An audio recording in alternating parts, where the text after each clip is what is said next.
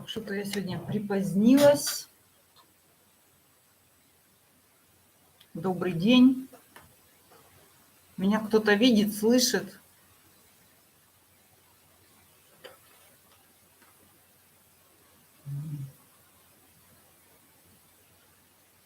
Хорошо, я тогда начну по поводу тарологов, ошибки тарологов. Почему эту тему начала? Потому что, в первую очередь у меня в Инстаграме, да, здрасте, мне без конца какие-то люди пишут: заходите к нам, мы тарологи, вот там мы такие тарологи, там мы сякие, какие-то расклады бесконечно, там что-то раскладывают. То есть такое впечатление, что там миллион тарологов на Ютубе, повышенный интерес к Таро. Туда даже коллекцию Dior. Dior сделал коллекцию, и соответствие своих нарядов, соответствие с картами Таро у него даже было. Вот. Это не первый раз уже. Да, это моя картина. Все никак её не допишу. Да, Кытя. Получается, то есть интерес к Таро, как, конечно, это он обоснован. Конечно, Таро – это чудесная вообще система, снимать любую информацию. И это понятно, что люди стремятся к этому знанию сейчас. Помню тысячелетие Водолея, когда идут потоки информации, любой, огромные потоки, и в этой информации вы можете найти все.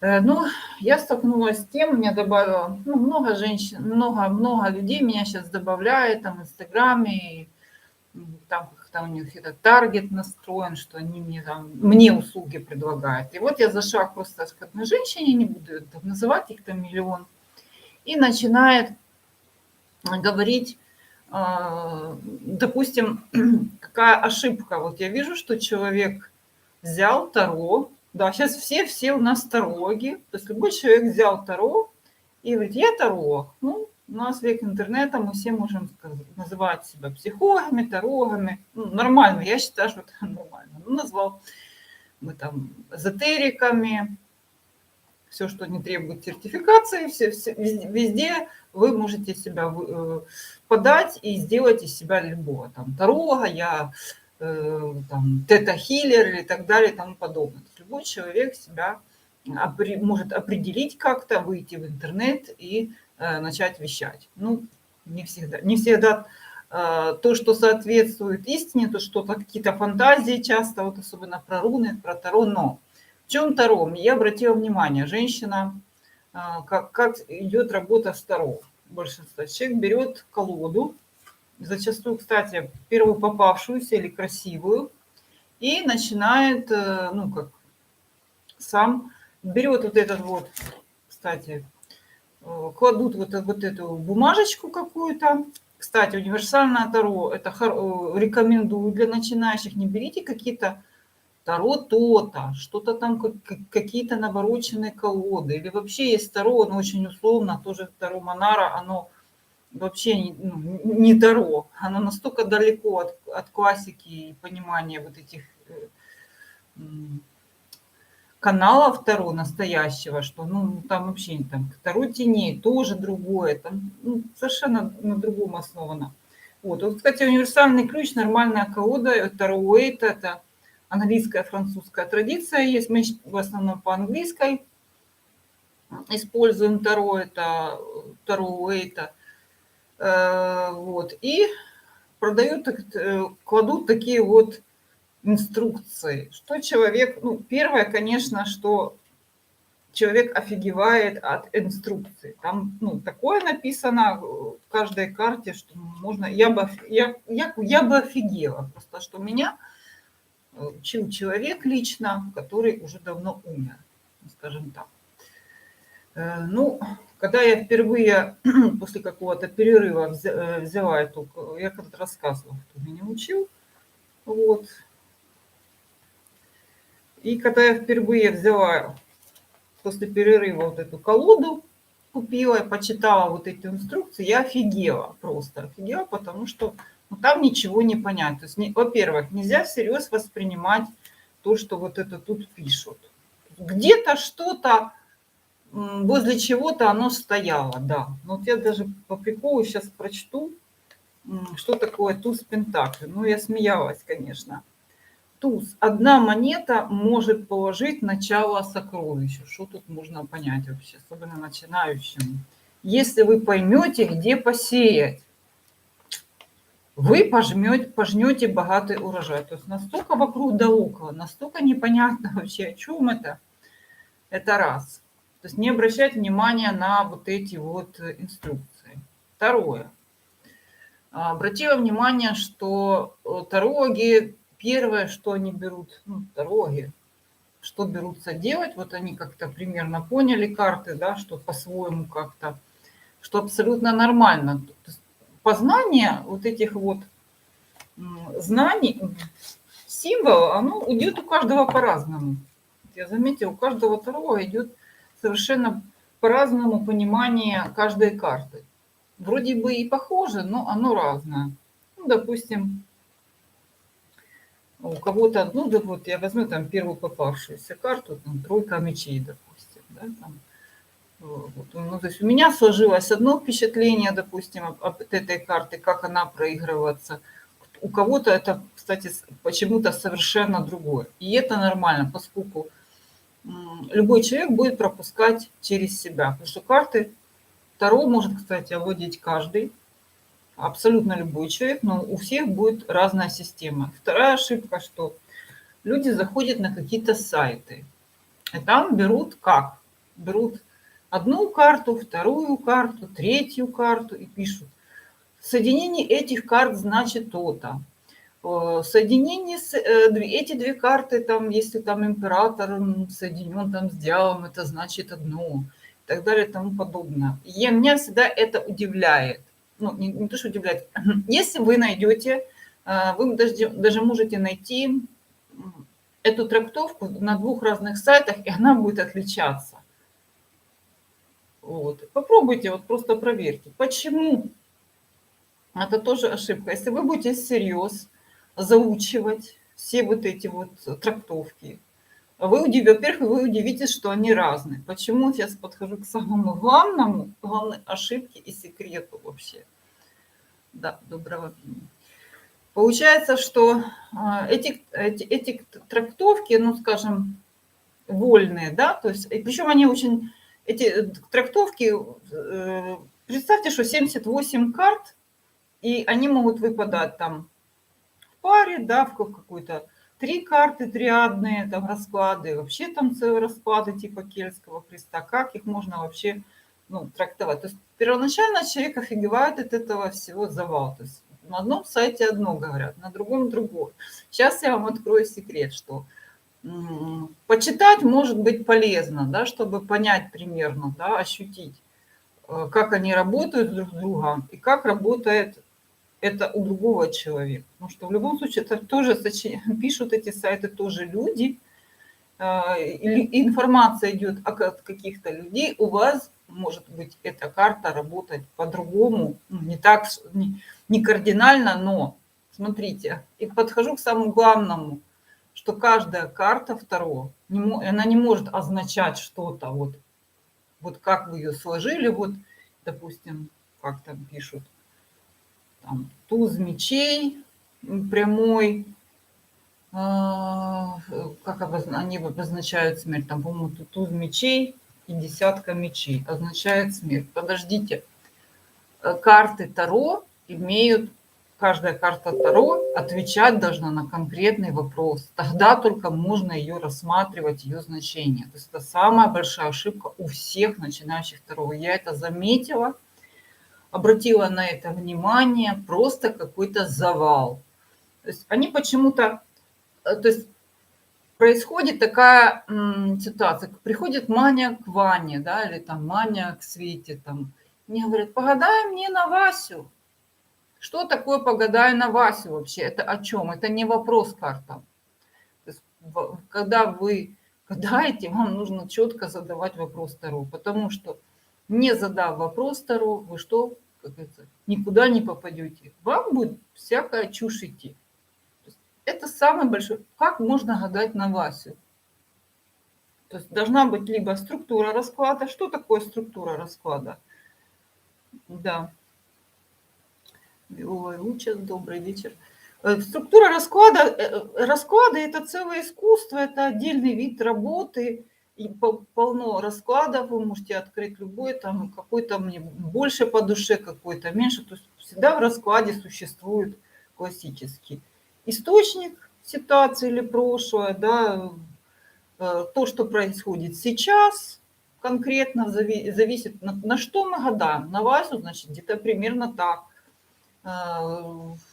Что Вася к данному моменту думает о вас, да, чувствует о вас, что он решил, что было в прошлом, да, что будет в будущем, какие есть варианты, можно ли повлиять на ситуацию, что негативного, что позитивного. То есть каждая карта должна отвечать на какой-то вопрос.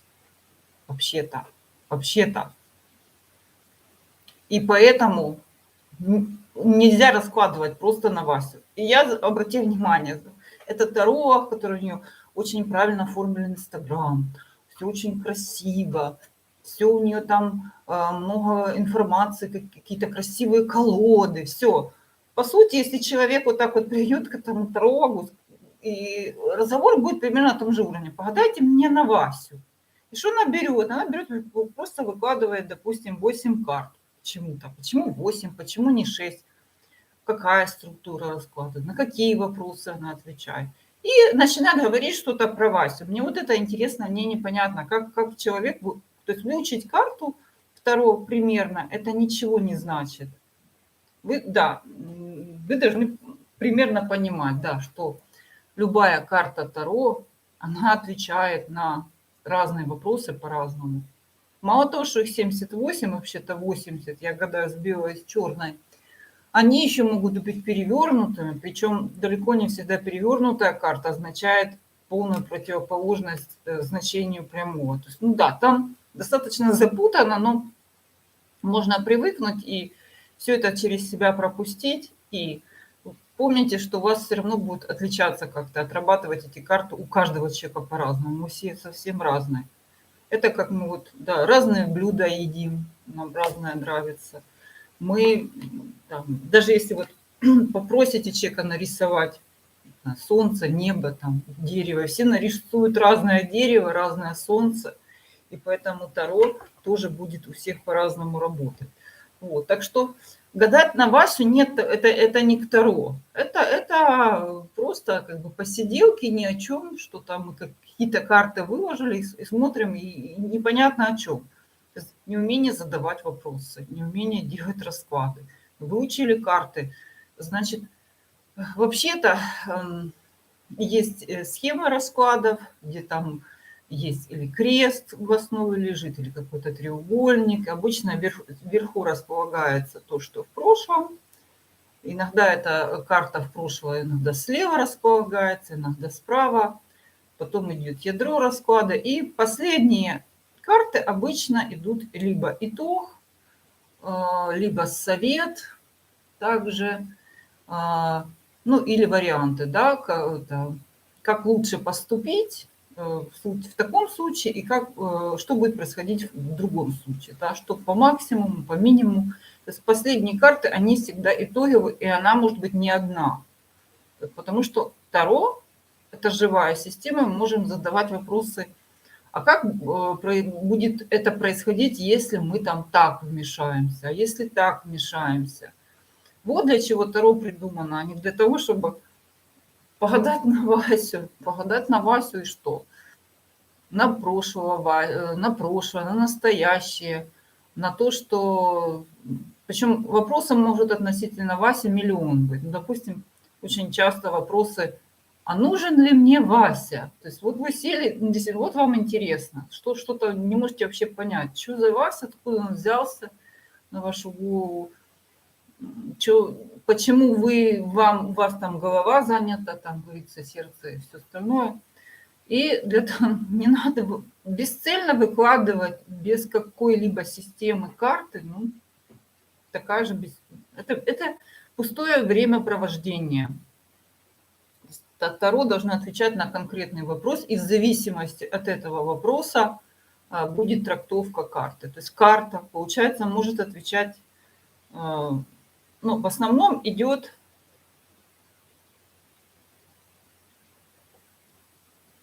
ну да, то есть вот я вам дословно скажу, женщина, она какое-то общество Таро, все, то есть вот она мамочка какая-то воодушевлена, вот она решила, что вот она станет тарологом и начнет рассказывать людям за жизнь. Понятно, что каждый человек транслирует, э, вот она и таролог, и психолог, это все понятно, потому что таролог далеко это не психолог вообще. То есть со своими проработками страхов, это, пожалуйста, к психологу.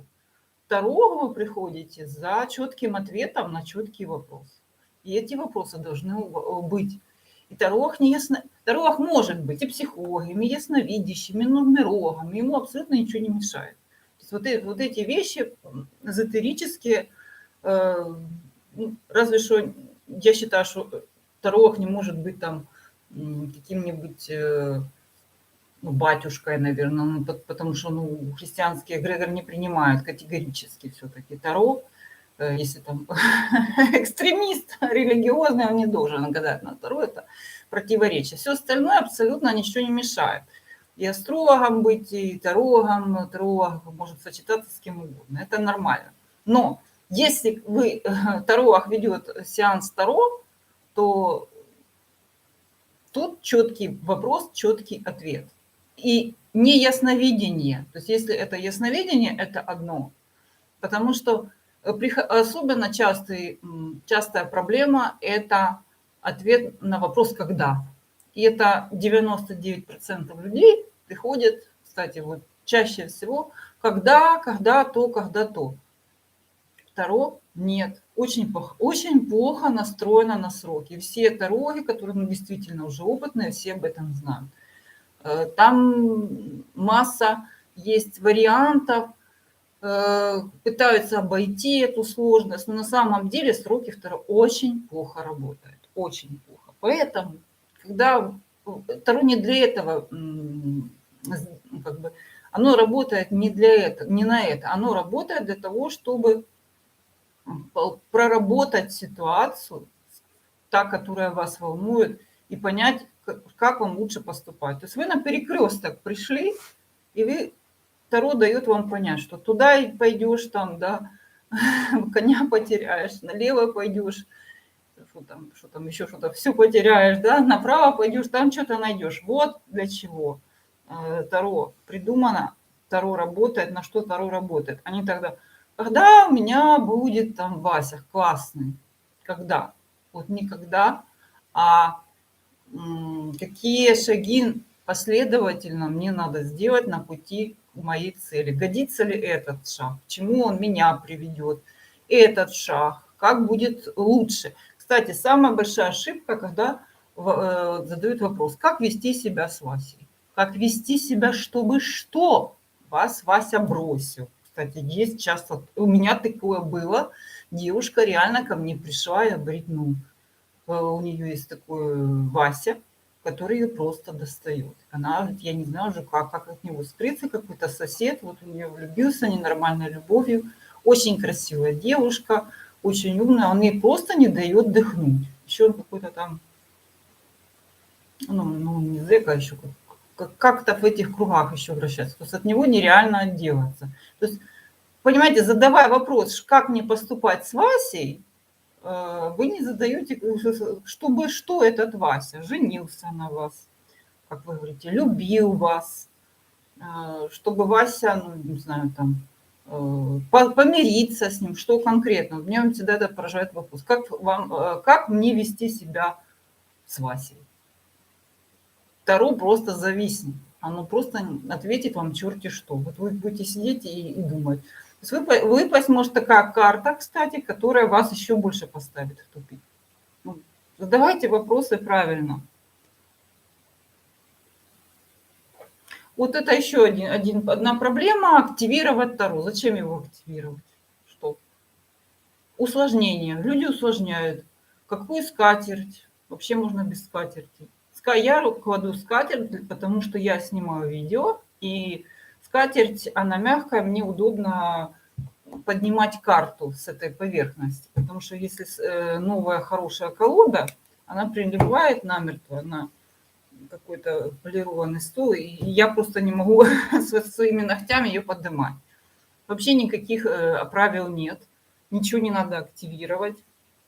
Единственное, что колоду, конечно, надо хранить аккуратно. Единственное, что не храните колоду вот так, потому что картинка на карте – это информация, да, глядя на которую вы подсоединяетесь к этому информационному потоку. И не надо, чтобы он постоянно лежал, как бы был открыт. Вот единственное. Либо кладете вот так вот, чтобы она рубашкой вверх, и все. И усложнять не надо ничего. Зачем ее активировать? Ничего не надо активировать. Я никогда ничего не активирую. Единственное, что я свои колоды никому другому в руки не даю. Никогда. Если меня там бывает, там подружка пригласила, я беру свою колоду.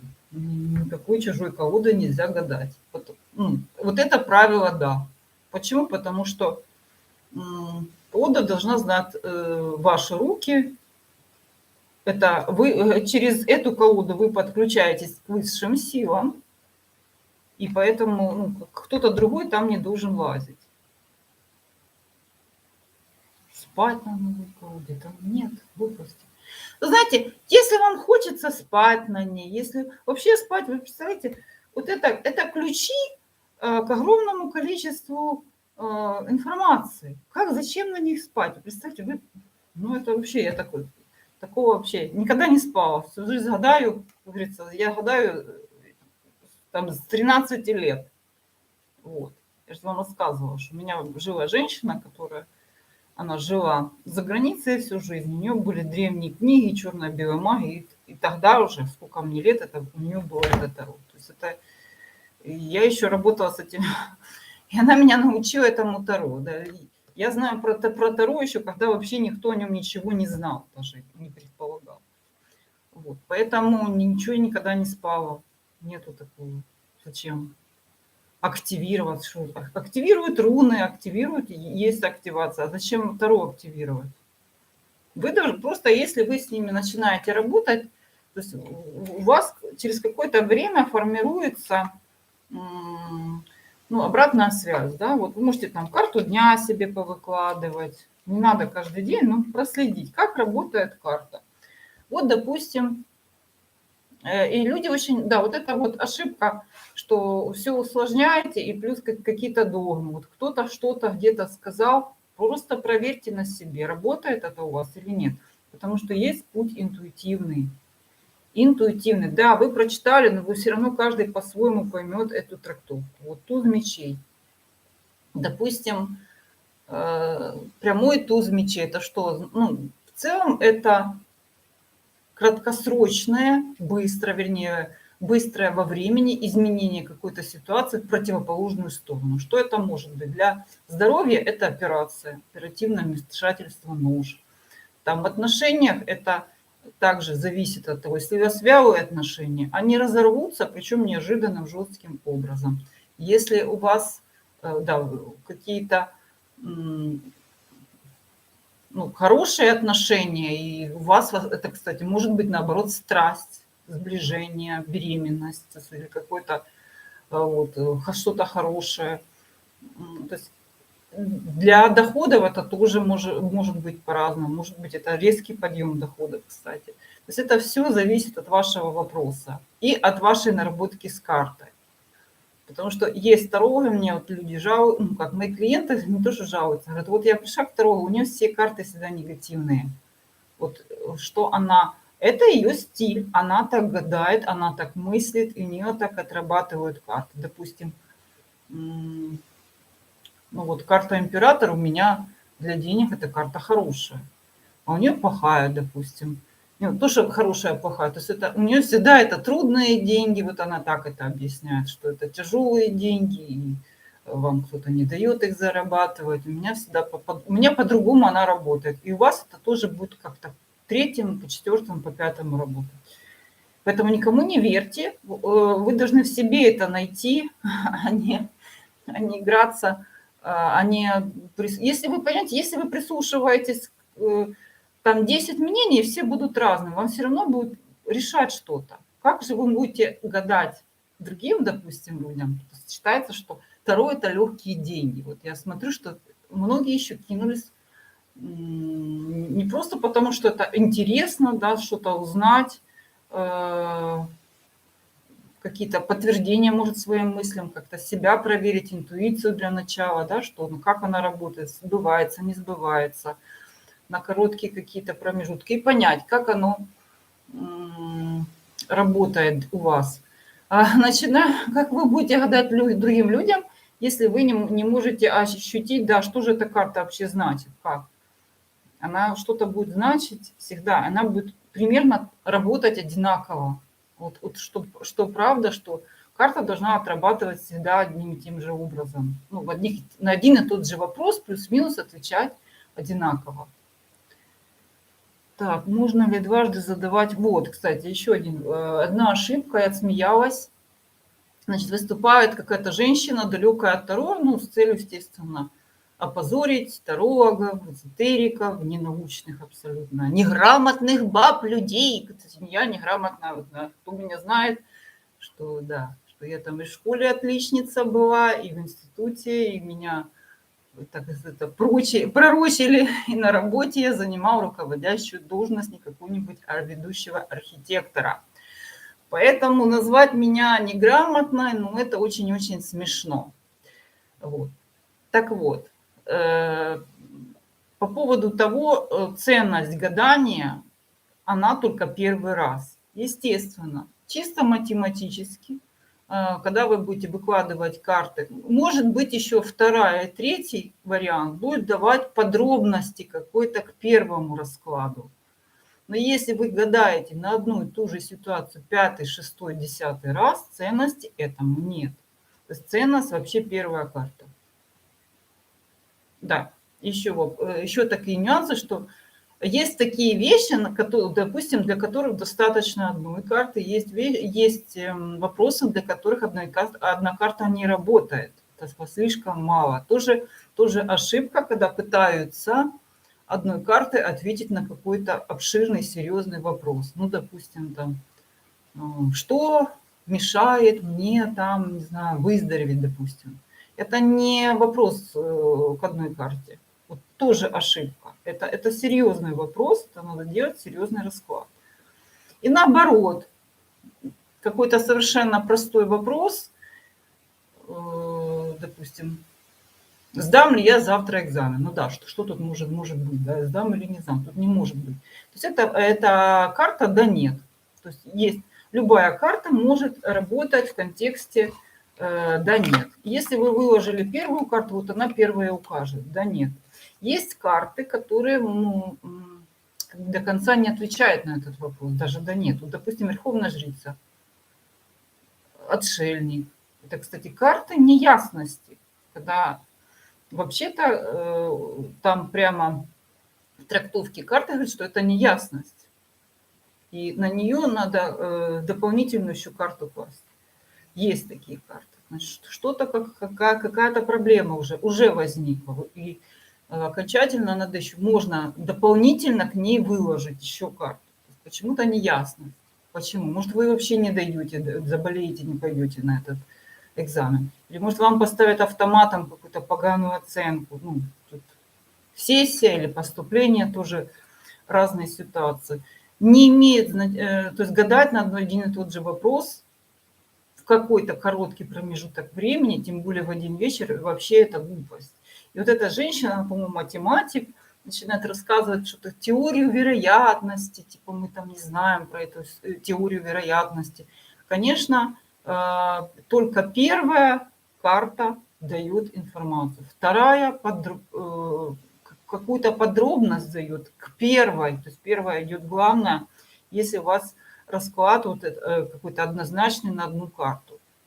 Если вы делаете какой-то расклад на серьезное, ну, допустим, событие, то есть расклады, когда вас интересуют события. Допустим, в отношениях. Как будет происходить там развитие отношений. Вот есть такое, да. Причем этот расклад все равно будет из многих карт. Там будет заключительная карта, карта совет какой-то. Понятно, что есть какой нюанс, что первый расклад, вот единственное, что никогда нельзя делать как попало. То есть если вы уже сели делать расклад, освободите место, выключите музыку, то, что вас отвлекает, сосредоточьтесь, а не так, что я жую бутерброд, там какой-то сериал, сейчас я развожу на Васю. Вот это вы просто собьете себе первый расклад. Вы видите в этом, во-первых, вы вряд ли увидите в этом раскладе нормальные карты, то есть будет какой-то диссонанс, да, и все, что попало, выпадет. А уже все. То есть вы свой первый шанс, вы его, как говорится, потеряете, и второй, третий вы уже просто запутаетесь. И вот эта женщина, да, она так смеялась.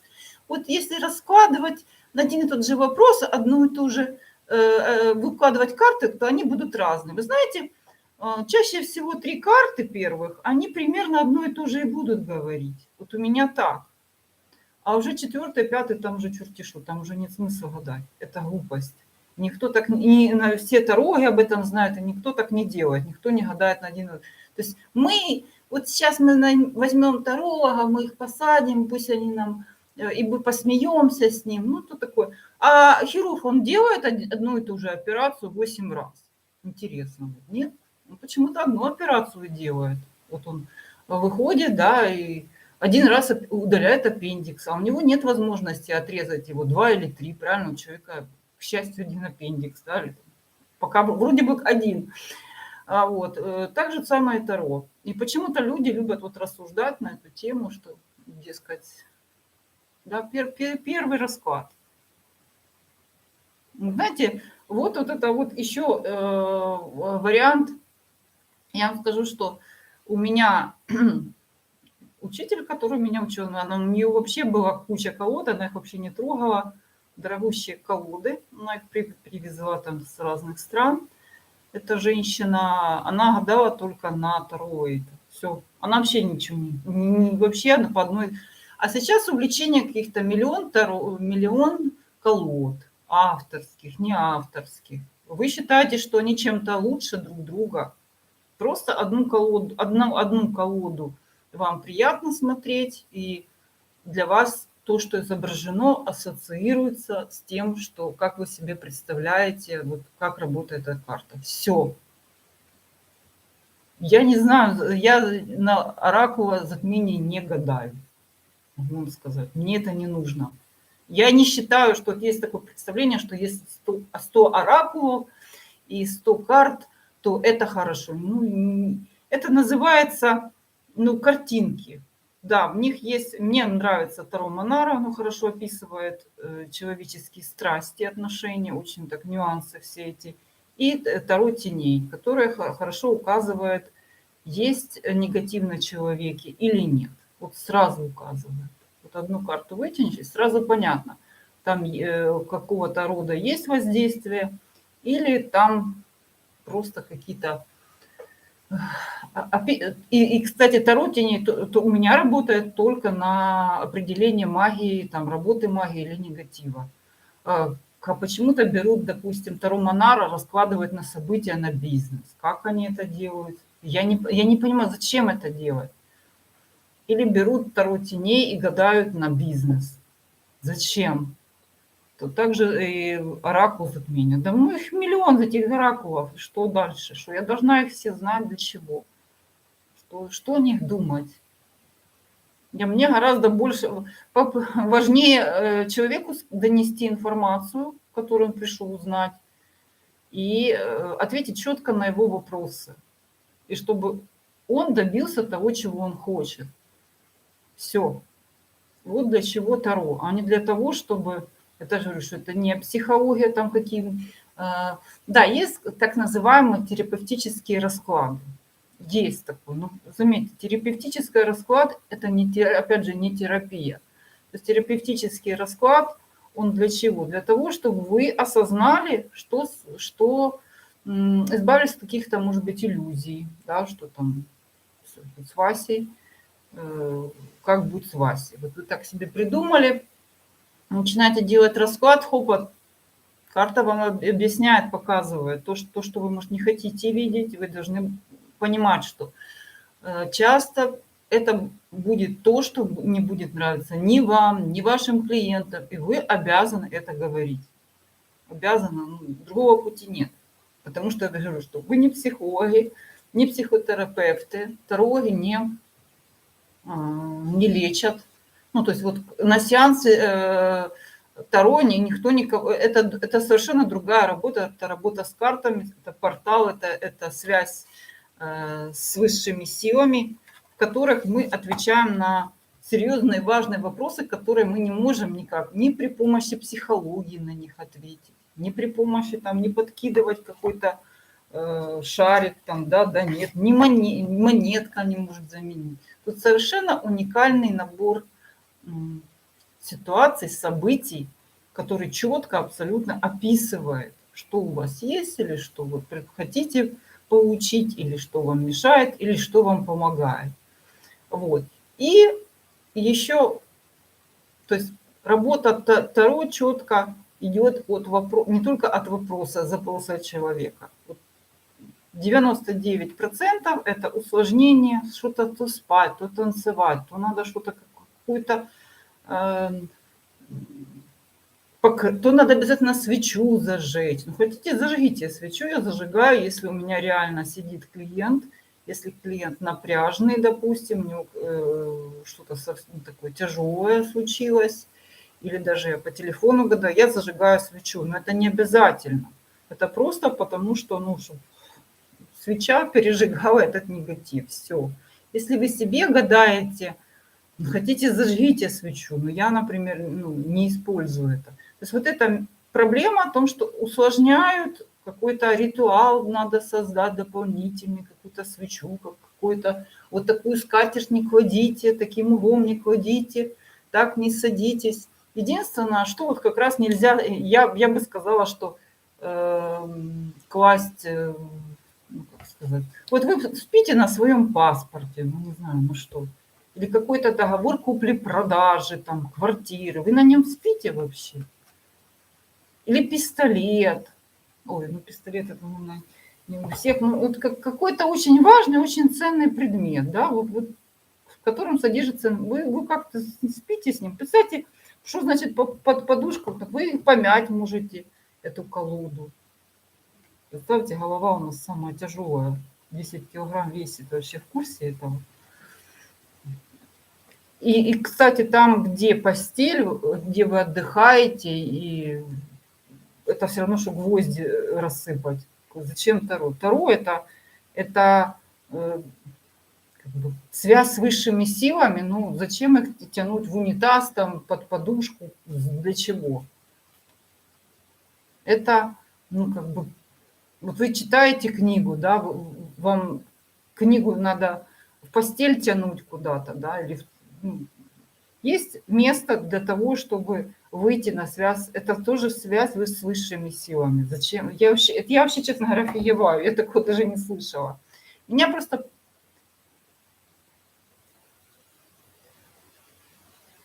Да, были про умерших, конечно. Умершие этого, мы же знаем, да. Душа человека, она не рождается и не умирает, она всегда была. Просто она приходит на какой-то момент сюда, на землю, какой-то там судьбой и уходит снова. Конечно, есть. Это тоже для этого Таро это идеально. Ну, настраиваться на расклад надо. Вот это уже важно. Да, чтобы ваша первая попытка, она самая важная. Ее нельзя, как говорится, прощелкать. И то, что я уже сказала. Ну, вы знаете, сейчас у каждой ведьмочки своя колода. Я, кстати, тоже делаю колоду, поскольку я деятель искусств, я архитектор, я дизайнер интерьера. И у меня будет колода, которая скажем, секрет, да, выглядеть как известные скульптуры, как я вижу свою колоду, которые будут соответствовать каждой ситуации второй. Ну, вот я так решила. Я тоже вот анонсирую такую колоду. Каждый, как видит, смысл этой карты, так и рисует. Да? У авторских колод, у некоторых их вообще много. Просто есть французская, английская система. Мы в основном сейчас по системе английской, где у нас шутно 0. Это первая как бы карта 0, и дальше уже развивается все. Это Артура Уэйта. Есть же другие абсолютно. Есть колоды вообще, которые, ну, они не Таро, это просто они так называются Таро, но там вообще от Таро ничего-то нет. Вот смотрите, Монара, ну, какой там, вроде по структуре, по количеству это Таро, но совершенно не о том. Ну, тоже хорошая колода для отношений, вообще суперская, кстати, рекомендую. Все тонкости отношений передает. Так, складываем прям только. Ошибка Таро. А как вы хотите... Вот еще такое. Ошибка Таро. А как вы вопрос задавали? Вот вы то и получили, что не проигралось. Во-первых, человек, я заметила, что приходит на расклад, он считает, что расклад должен проиграться на завтра, ну, через неделю, ну, в крайнем случае, через месяц. У всех вот это сакральное срок месяц, что должно все произойти. Это не обязательно. То есть если для того, чтобы хоть примерно понять, когда это произойдет, вы должны в вопросе, я всегда предлагаю клиентам, отношения с Васей на 2 недели тогда. Если вы хотите, если вам надо срочно, вы должны понять, там, что будет 2 недели, что можно сделать, задать несколько вопросов, произойдет ли там сближение, зашевелится Вася в течение там, месяца, 3 месяцев, года. Сроки вообще более 3 лет, они нежелательны. Особенно, когда речь идет о каких-то, ну, когда нужен ряд событий какой-то с Васей, допустим, задавать это на 20 лет, вам выдаст 3 важных события. Начало, конец там, или и итог. То есть за 20 лет может столько произойти событий, и Таро вам все их не опишут. Вот. То есть чем больше срок, который вы хотите отхватить, тем меньше подробностей вы узнаете от Таро. Потому что Таро вот, в основном трехчастный вот расклад. Источник, да, причина, события, ситуация сегодня и последствия, которые произойдут. Вот, что не проигралось, как вы задали вопрос тарологу и задавали ли вы какой-то срок. Может, некоторые события проигрываются до 3 лет. Что значит не проигралось? Если вы пришли и спросили, вот я поступаю этим летом туда-то, я поступлю, но если вы не поступили, или там, грубо говоря, там провалились, а вам говорят, что все без проблем, ну, значит, да, ну, ошибка бывает, да, значит, ошибка. Таро не для того предназначено, чтобы вы пришли и вам сказали, что вот будет так и так. К Таро вообще-то обращаются для того, чтобы позицию свою понять. Вот вы по тому пути идете или нет? Вот вы хотите каких-то целей добиться, или вы предполагаете, видите свою жизнь какую-то. Вот я хочу вот так, так, так, я желала бы так жить. И вы приходите и хотите узнать, допустим, ваши будущие основные события. И основные события, опять же, должна быть структура расклада, что там в личной жизни. То есть как каждая карта, отвечая на определенный вопрос, характеризует эти события. Вот. И естественно, что когда оно, как вы говорите, проигрывается или нет, это ваша сегодняшняя позиция. Вот так, как вы предполагаете, как ваше отношение к жизни, ваши планы действовать, ваша манера действовать. То есть выдает наиболее вероятный план событий. И часто Я же говорю, если вы пришли, хотите услышать что-то там такое классное там в раскладе, вам делают расклад, а вы говорите: "Я год ждала, ничего не произошло". Во-первых, что-то вы не сделали, и это опять откладывается. Вы что-то откладываете, то есть потенциал у вас в этой ситуации такой, да. И если оно не произошло, допустим, что-то по личной жизни, вы где-то упустили этот момент. Обычно вот проблема, скажем так, что человек, которому сделали какой-то хороший, там, не знаю, в основном хороший раскладчик, думает, раз расслабляется, значит, ничего делать не надо, ничего делать не буду. Почему в раскладах всегда есть вопрос, совет, стоит ли так действовать, а что будет, если я так буду действовать. Это вот если хороший расклад, в его структуре всегда есть такие вопросы, да, когда мы отвечаем на них, что по итогу произойдет. По итогу происходит, если вы ничего не делаете, происходит всегда какая-то, почти всегда редко, как происходит, понимаете, или ничего не происходит. К сожалению, так.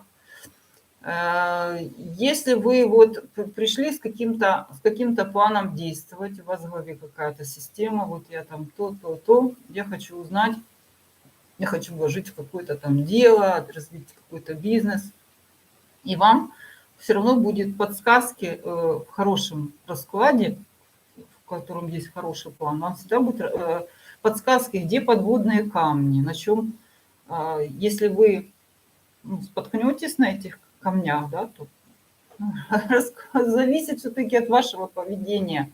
А поведение, к сожалению, не меняется у человека. Человек почему-то все время себя ведет одинаково. Поэтому все-таки расклады должны сбываться, потому что все, что в раскладе, это просто съем информации о вас, о вашем отношении жизни, также о внешних событиях, которые все равно вы привлекаете в свою жизнь или оказываетесь в том месте, где они происходят, волей, неволей, волей судеб, волей высших сил. Да, это есть такая программа. Таро, я же говорю, я ведьма, я не люблю, не очень люблю таро раскладывать именно.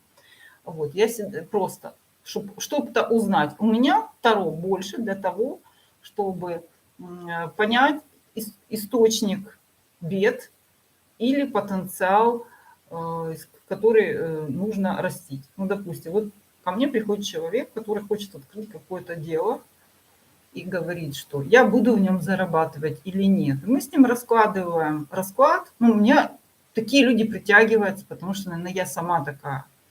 Я ему говорю, вы знаете, у вас вот деньги лежат в каких-то там биодобавках, работа с физическим телом. Он говорит, ну, у меня парикмахерские, какие биодобавки там. Вот. И он действительно обращает внимание, что у него как-то вот он концентрирует, вернее, внимание на том, что давайте попробуем это. И у него вот это направление именно открывается, начинает шарашить какие-то вот эти, открывает какой-то зал у себя, да, неожиданно где-то там на краю этого поселка, да, казалось бы, кто туда будет. Сначала туда ходят друзья, потом туда ходят все, а потом он начинает, как ни странно, продавать эти добавки, они уже идут у него как, ну, в его там парикмахерских, его салонах вот этих. Это становится ощутимым источником дохода. Причем это может совершенно что-то другое, совершенно открытие второго вот этой вот источника какого-то вашего потенциала, оно может лежать где-то в давно забытых вами каких-то вещах, там, что-то вы там, допустим, человек приходит и говорит, я вообще буду развиваться второй или нет, понимаете, там.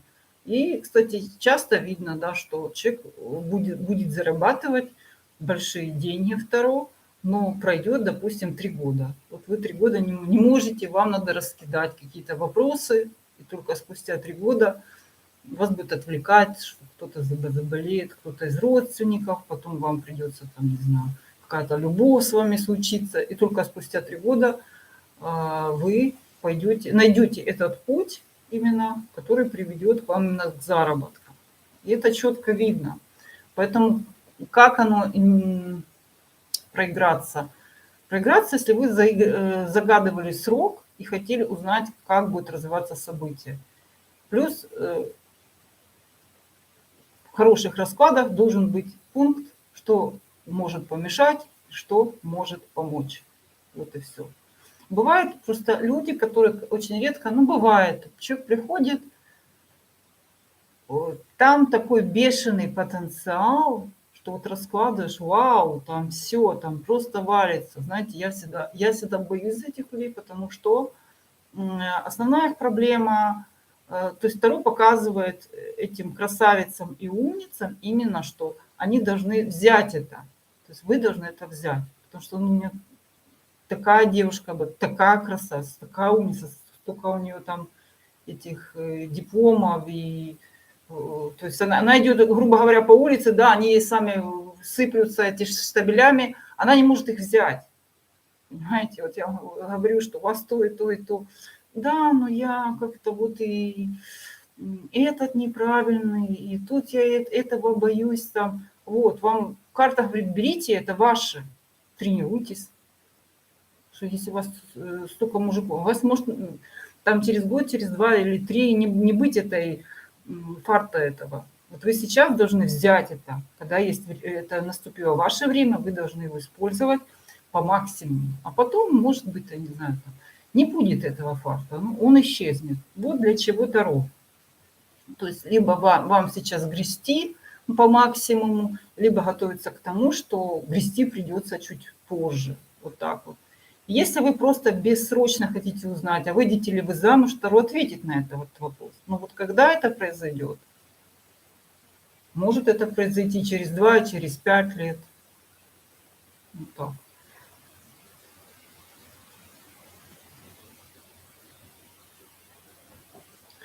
Ну, вот эта практика, как проигрывается каждая карта именно у вас. Это, конечно, практика. Вот, скажем, у вас какое-то дело, например, ну вот, как я помню, придет, у меня такое было, что когда я начинала работать, клиент мог записаться и не прийти. То есть я большинство принимала людей очно у себя дома. Не часто, но бывало такое, что человек мог не прийти. Вот просто возьмите и выложите там, придет этот человек там, или нет. И посмотрите, что будет, какая карта выпала. Вообще у меня была девушка, кстати, очень много по бизнесу такая тоже. Девушка, та самая, которая отбивалась от непонятного мужика, она очень хотела зарабатывать деньги, и мы нашли у нее, и, кстати, она была тельцом, ну, есть телец, у нее очень хорошая была карта земля, недвижимость, и она действительно стала риэлтором успешным. Вот. Ну, потом она там нашла себе еще и мужа. Вот. И она, то я тоже учила ее гадать, вот она, например, говорила так, что вот у меня все карты, почти все карты Пентакли, вот начиная с семерка, восьмерка, девятка, десятка, вестник Пентаклей и туз Пентаклей. Это у меня всегда позитивные карты, которые даже если переворачиваются, они все равно означают прибыль. У меня вот так вот лично. Ну, просто это прибыль с нюансом каким-то. Восьмерка Пентаклей, это значит придется переработать или дополнительно работать. Там девятка пентаклей, это значит задержка или придет неполная сумма. Десятка пентаклей, если перевернута, говорит о том, что деньги также поступят не в полной мере, или также будут сорваны сроки. И вообще десятка пентаклей, если переворачивается, это у меня небольшая потеря. Вот если девятка пентаклей, это значит, что сумма может там, в 2 раза меньше прийти.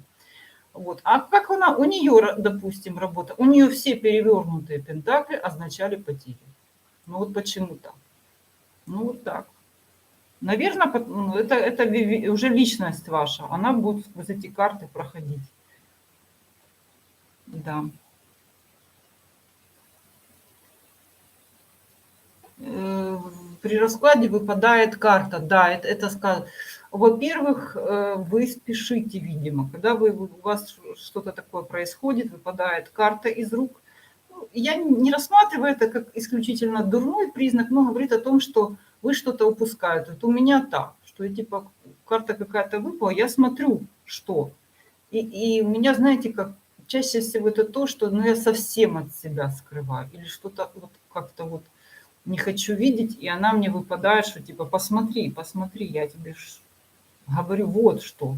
Да, это то, что вы не хотите видеть, ну, на что вы закрываете глаза. Значит, делайте расклад. Ну, расклады для... Еще есть один миф про расклады на себя. Ну, как он не миф, это правда. Но я, например, могу раскладывать себе. Ну, это я могу сейчас. Когда я была молодая, нервная, я могла просто сама себе придумать. Понимаете, я не могла себе раскладывать. Либо я себя обманывала этими картами, чаще всего сам себя обманываешь, либо начинаешь трактовать как-то, да вот, так все будет хорошо. Вот. И, кстати, такая фишка есть людям, которых, ну, которых вы любите, вы можете им что-то там гадать такое, ну, хорошее, да, чего нет. Складываю маршрут прям только вчера. Ну, подписи, я же говорю, что это не самое, это не, я же вам про подписи на картах. Во-первых, я видела совершенно дикие подписи, ну, вообще, ну, ни о чем. То есть у меня где-то лежит, кстати, эта колода, мне ее кто-то типа подарил, вот, но я ей не пользуюсь, потому что, ну, ужасные какие-то. Плюс я же вам сказала, что карта в каждом отдельно, на каждый конкретный вопрос она может означать совершенно разное. На событие одно. Какое событие? Событие в бизнесе– это другое. Событие в личной жизни– это третье может означать. Я говорю, туз пентаклей перевернутый в личной жизни может означать зачатие или случайный секс. Все. А если это по работе, то это может означать давление или какой-то серьезную проблему, причем такого, которая давно копилась, ну, например, там, не знаю, там, проверка какая-то может нагрянуть, причем жестко там все нахрен позакрывать. Или подъем на здоровье также, опять же, на здоровье расклад есть по органам. Вообще тут мечей это может быть резкий подъем давления, ну, и зачатие может также означать не запланированно или там мелкий срок. То есть дополнительные карты надо выкладывать. Поэтому то, что они там пишут, ну как, вы задаете совершенно вопрос какой-то на какую-то сферу, допустим, ответ да нет. Любая карта работает на ответ да нет. А что там подписано? Королева Пентаклей, ну, допустим. Что они там подписывают? Иногда вообще левые подписи. Я видела такую колоду. Ну, я уже ее видела, когда я уже гадала, уже у меня опыт был. И ну, 50% да, уж хоть как-то похоже, 50% в этой колоде, ну, такой черти что написано там. Ни о чем. Ну, по поводу состояния. Кстати, интуиция, она должна присутствовать. Но хорошая новость в том, что 90%, 99, наверное, процентов людей все-таки рождены с этой интуицией, просто не задавались планом ее развивать. Практически, ну, почти все с интуицией. Практически. Просто если вас уже потянуло к картам, значит, действительно, и вам нравится этим заниматься, значит, и они к вам идут навстречу. То есть тут взаимная всегда любовь. Если вы начинаете выкладывать карты, что-то вообще не пойму, о чем речь, что это за карты, как они. Ну, значит, это ну, скучное, неинтересное для вас дело, и оно не будет развиваться. В том-то и вопрос. Плюс в какой-то момент, может быть, вам сейчас, вы сейчас не можете как понять, как эта система работает. Это произойдет чуть позже. Или кто-то вам подсказку даст, кто-то или что-то, вы наконец начнете понимать, что вот как оно работает. Вместо того, чтобы... Просто если вы сядете и начнете читать все значения, которые там написаны в интернете, ну, это можно чокнуться. Еще там соединений эта карта с этой так работает, а втроем с этой картой еще так работает. Но можно подумать, что ну все, это как это вызубрить, это нереально вызубрить, конечно. Поэтому вы должны это дело любить, вы должны в это дело вникать. И если оно у вас пойдет, вы его еще сильнее будете любить. А если оно начнет совпадать, уже какие-то выводы делать. Потому что есть такие карты, ну, как бы сказать,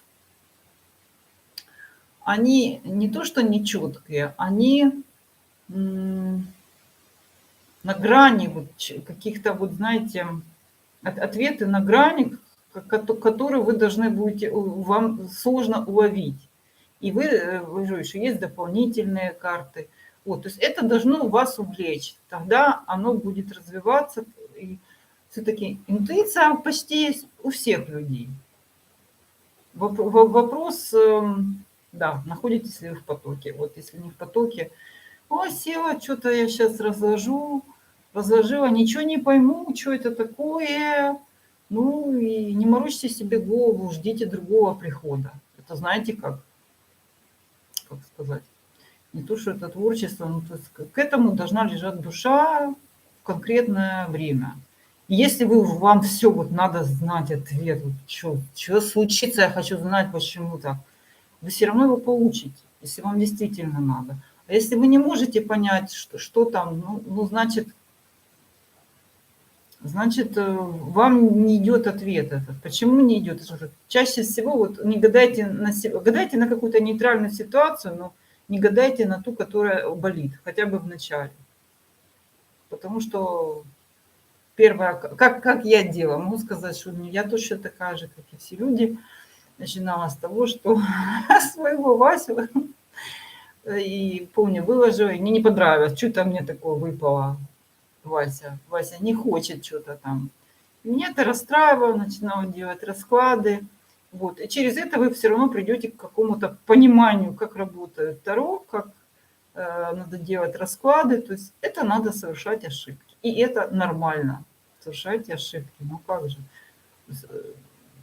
Гадая себе, вы поймете, только просто не относитесь к этому вот так вот серьезно, да, что все, не могу понять, что-то мне не идет ответ, все, это конец света. Ой, плохое гадание, оно сбылось, это я сама себе накаркала. Вот.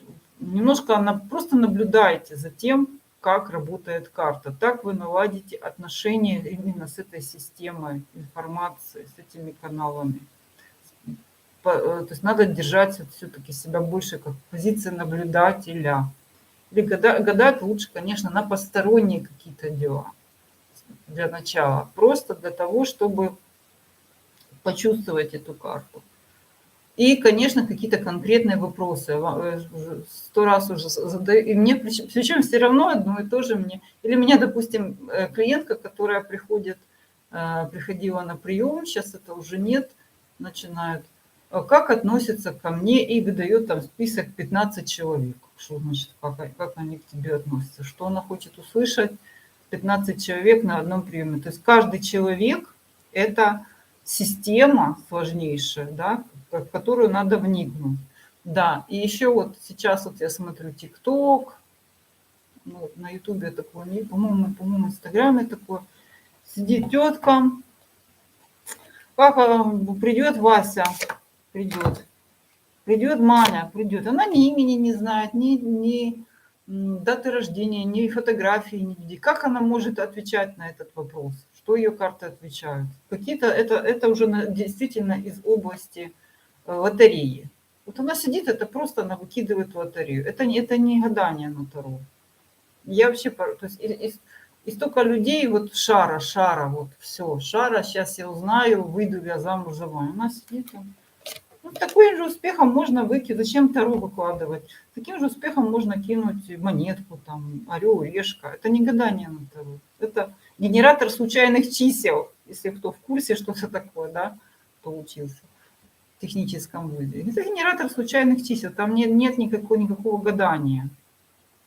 Гадание это, да, это настрой, это конкретный вопрос в каком-то ракурсе. И еще правильно трактовать эту карту надо. А так как это профанация Таро, я категорически против, не знаю, как-то надо уже гонять их, этих. Такая, ну, сидит такая баба. Что? Вот. Да, будет, не будет. Что это за гадание, я вообще не знаю. Я не говорю о том уже, что ну, люди, которые сами задают эти вопросы, то есть я так поняла, что их интересует просто, что это шара. Вот если это шара, да, то их интересует, чтобы ноль, насчет, чтобы ответ был получен за 0 рублей 0 копеек. Все. Ну и также это ошибка тоже развлекаться. Типа делать им нечего, вот они смотрят какую-то тетку. И, кстати, еще такое все-таки предостережение по поводу этих теток безумных, я считаю, которые просто выкидывают какие-то там монетки, это не гадание, а таро. Вы понимаете, что если в случае, если у вас ну, вообще-то по-нормальному, как хороший исход дела впереди, вот эта тетка, которая кидает вам, она может вам выкинуть просто случайно негативный какой-то вариант. И что, запрограммировать вас? Конечно, зависит от ваших там защит, от вашего там уровня, насколько вы восприимчивы к этому всему. Ну, может быть, у вас там ситуация, как бы она тонкая очень, да, вот она вот сейчас чуть-чуть она в вашу пользу. Вы эту тетку послушаете, она скажет, не, ничего не будет, все, вас тебя бросит. И хопа. Вот. А надеяться на то, что у вас как раз образуются благодаря ее вот этому выкидыванию, то есть как раз позитивные моменты, они работают, не работают. А негативные, то есть ломать, не строить, эта тетка реально может сбить с вас своим вот этим киданием. Поэтому не потому, что они там бесплатно гадают, я же еще раз говорю, что это как сказать, бесплатно сыр в мышеловке, и в этом случае он подтверждается. Не бывает бесплатно. Я всегда подозрительно отношусь, когда мне что-то там бесплатно. Это значит, меня потом хотят как-то поиметь. Вот, поэтому это не таро, это черти что. Я не знаю, что это. Вот. Что мы уже долго поговорили. Ну, то, что я хотела сказать по таро, по этим ошибкам, что, да, в первую очередь ошибочные вопросы, и трактовка карт также должна быть верная, потому что тоже, когда выпадает ряд негативных карт, бывает такое, люди говорят, что все будет хорошо, меня это всегда удивляет. Или когда наоборот выпадает ряд хороших карт, кстати, есть одна таро, и смотрю я ее, иногда раскладываю, ну так себе думаю, и смотрю, что она все позитивные карты трактует негативно. Вот как это? Не все, почти всегда все негативно, и причем выпадают шикарные карты.